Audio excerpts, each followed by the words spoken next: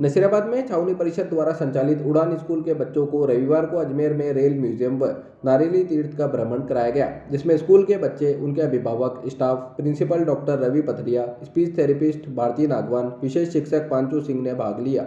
वहीं सेना की 1890 रॉकेट रेजिमेंट के कैप्टन देवेंद्र द्रविड़, सूबेदार धर्मेंद्र, अमरीश व प्रशांत कुमार ने सहयोग प्रदान किया। भ्रमण आयोजित किए जाने पर सभी अभिभावकों ने सराहना की।